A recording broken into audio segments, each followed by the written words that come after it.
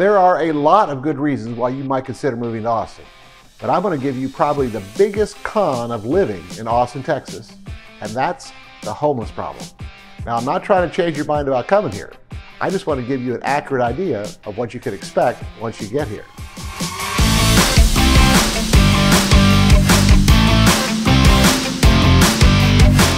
One of the biggest attractions in Austin is 6th Street. Weekends are like a giant frat party. There's live music, bars, and the crowds are shoulder to shoulder. Oftentimes, they block off the street because there's more people than there is room on the sidewalks. Most of the major events that come to Austin, like South by Southwest, are close to 6th Street because everybody wants to go there and experience it. Now, what most of the travel brochures aren't going to tell you is that about 1 block off of 6th Street is the Austin Resource Center for the Homeless, more commonly known as the Arch. Now, they have good intentions to provide beds and meals and resources for people who are experiencing homelessness. The problem is that it often looks like there are more people congregating outside than are actually going inside to take advantage of the resources. There have been assaults, stabbings, and shootings, and the police union chief described that 6-block area around the Arch and 6th Street as the most violent area in Texas. So if you decide to go down to 6th Street, decide to listen to some music, maybe grab a beer, should you be concerned? Well, a survey of Austin residents earlier this year showed that 55% of them did not feel safe walking alone downtown. Of course, the obvious question is, how could the city of Austin allow something like this to happen? Part of the explanation is understanding the changing demographics of Austin and the competing political views. Austin has experienced exponential growth for over 2 decades. The growth rate hovered just under 5% for the 90s and a little above 4% since 2000.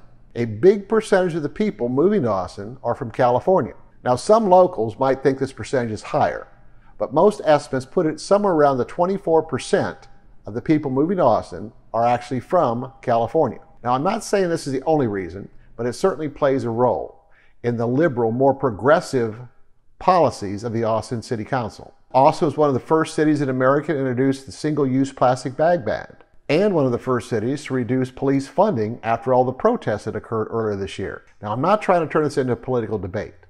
All I'm trying to do is point out that the mayor and the city council in Austin tend to lean liberal, but Austin is also the state capital of Texas, and Texas as a whole very much leans conservative. So you have a conservative governor and all the other state representatives living and working in a city where the mayor and the city council is attempting to introduce more liberal policies. More times than not, there are conflicts. Here's what happened when the city council attempted to introduce some progressive policies regarding homelessness. In June 2019, the city council passed a law effectively allowing homeless people to sleep, camp, and panhandle on sidewalks and other public spaces as long as they didn't threaten safety. The rationale was that police usually play this cat and mouse game where they're basically just moving homeless people from one place to another. The decriminalization of homelessness was the first step in providing a Housing First initiative to provide apartments and other housing solutions for the homeless. Almost as soon as the law went into effect, tent cities started sprouting up under freeway overpasses, in the median strips on roads like Riverside Drive, and in public areas, some close to residential neighborhoods. Now, these policies certainly did not create the problem, but what they did do was make it much more visible. I 100% agree that the homeless deserve compassion. But on the other side of that is that homeowners deserve to have their voice heard as well. Just imagine what you would think if you bought a house and this was the view from your backyard. Now, you remember when I told you about the conservative governor who lives and works in Austin?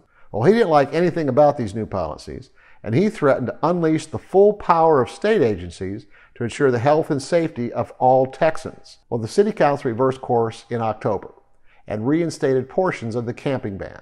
The governor sent state employees to remove homeless people from under highway underpasses and to clear encampments from state property. He also set up a 5-acre state-secured homeless camp at the eastern edge of the city. Now, this was all shortly before the pandemic and the lockdowns. And the next phase of this will likely play out as the vaccines help us to get close to anything resembling normal again. Now, one interesting aspect of all this is how California is often used as the example of what we don't want to become in Austin or in Texas. Now, it's estimated that there are about 25,000 homeless in the state of Texas and somewhere around 2,500 homeless in or around the city of Austin. Compare that to California, where there are about 151,000 homeless in the state, and in the county of Los Angeles, there's close to 60,000. Now, San Francisco doesn't have nearly as many as they do in Los Angeles, but it does rank in the top 5 homeless populations in the entire United States. The unsheltered homeless population in San Francisco was about 4,300 in 2017. But look at 10 years prior to that. That's about where the Austin homeless population is now. Well, I hope this was helpful. You know, I get emails, texts, and phone calls almost every day from people who are thinking about buying or selling real estate here in the Austin area, and I would love to help you out too. If you like my videos, be sure to subscribe to the channel and hit that notification bell. All of my contact information is in the video description, so don't be shy. Let's make your real estate dreams come true.